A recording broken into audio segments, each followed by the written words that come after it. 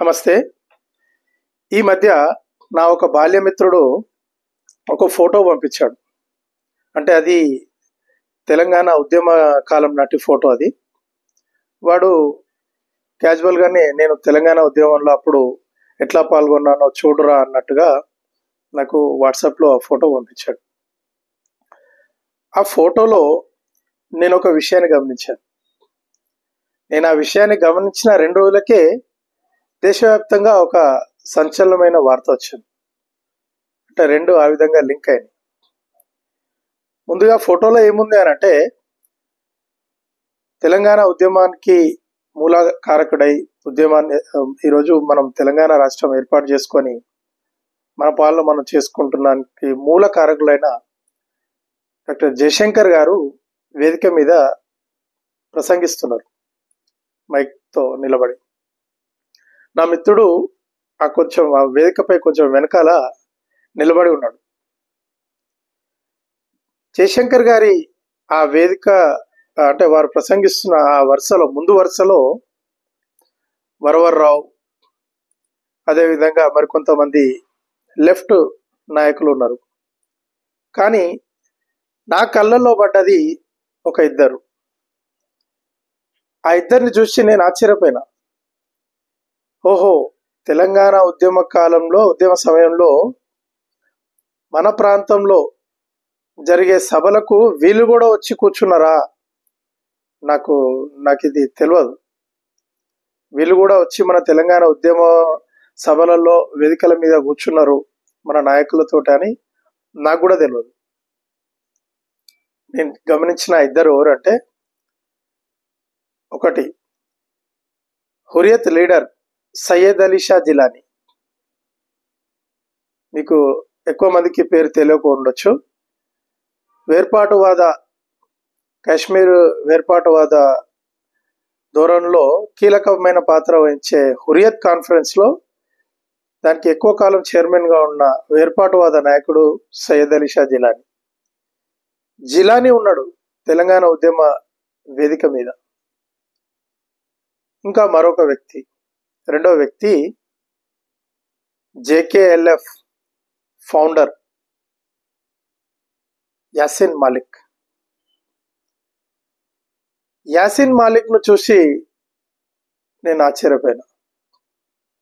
యాసిన్ మాలిక్ ఎంతో మంది హిందువుల ఊచకోతకు కారణమైన వాడు.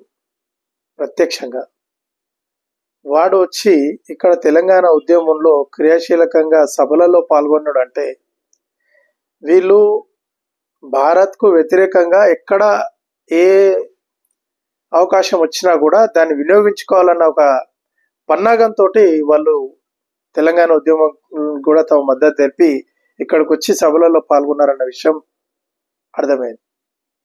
ఇంకా ఇప్పుడు మనం యాసిన్ మాలిక్ గురించి ఎందుకు మాట్లాడుకోవాలంటే, ఈ మధ్యనే గతంలో సుప్రీంకోర్టు కాశ్మీరీ పండితుల హత్యలపై ఆ కేసులన్నీ తిరిగి ప్రారంభించాలి, మళ్ళీ విచారణ చేయాలి అంటే దాన్ని రిజెక్ట్ చేయడం జరిగింది ఆ మధ్య కాలంలో. కానీ ఈ మధ్య కింది స్థాయి కోర్టు ఒకటి ఆమె పేరు సరళ భట్ అనే ఒక ప్రభుత్వ నర్సు, కాశ్మీరీ హిందూ పండిత్, షేరే కాశ్మీర్ గవర్నమెంట్ హాస్పిటల్లో తను జాబ్ చేస్తుంది. ఆమె కిడ్నాప్ మరియు హత్య కేసును విచారణకు తిరిగి ఆదేశం ఇచ్చింది. రాష్ట్ర ప్రభుత్వం వెంటనే విచారణ ప్రారంభించింది. యాసిన్ మాలిక్, ఇప్పుడు ఏదైతే వ్యక్తి నేను చెప్పానో తెలంగాణ ఉద్యమ సభల్లో పాల్గొన్న యాసిన్ మాలిక్, ఈమె కిడ్నాప్ హత్యలో కీలకమైన పాత్ర పోషించాడు. యాసిన్ మాలిక్ యొక్క ఇల్లు, ఆఫీసులు, బంధువుల ఇల్లు అన్ని సోదాలు జరిగినాయి. దానికి సంబంధించి కీలకమైన ఆధారాలు కూడా పోలీసులకు ఈపాటికే చిక్కినట్టుగా సమాచారం ఉన్నది. దాదాపు 30 ఏళ్ల క్రితం జరిగిన హత్య. ఇలా ఎంతో మంది, అంటే మేము కాశ్మీర్ను వదిలి మీరు వెళ్ళిపోవాలి, ఇక్కడ ఉద్యోగాలు చేయొద్దు అని చెప్పినాక కూడా ఈమె ఉద్యోగం ఆ మహిళా నర్సును గిరిజా భట్ని హత్య చేయడం జరిగింది. అది పాశవికంగా కిడ్నాప్ చేసి సుమారు వారం రోజులు ఆమెను తమ ఆధీనంలో ఉంచుకొని, ఇంకా వారం రోజులు వాళ్ళు ఆధీనంలో ఉంచుకున్నారు, నరకయాతనలు పెట్టారు.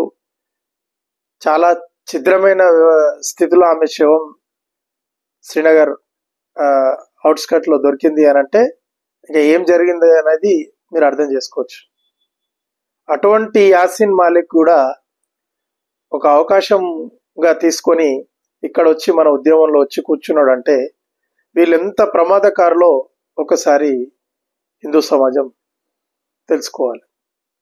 కాబట్టి మీరు మార్వాడీల పైన మేము ఉద్యమం చేస్తున్నామనో ఇంకేదనో అని మీరు భ్రమలలో ఉంటారు. కానీ ఇటువంటి హిందూ వ్యతిరేక శక్తులు అవకాశం కోసం ఎదురు చూస్తుంటాయి. పేరు తెలంగాణ ఉద్యమం, కానీ హురియత్ వాడు శ్రీనగర్ నుంచి ఇక్కడ వచ్చి మన సభల్లో పాల్గొంటున్నాడు జిల్లాల్లో అంటే వాని ఉద్దేశం చూడండి. కాబట్టి జాగ్రత్తగా మనం వీళ్ళను కనిపెట్టుకొనే మనం ఏదైనా కూడా చేయాల్సి ఉంటుంది. లేదంటే మాత్రం మనం కాశ్మీర్ హిందువులకు ఏ విధంగా జరిగిందో అది మిగతా భారత్ అంతా కూడా రాబోయే రోజుల్లో జరిగే ప్రమాదం ఉంది.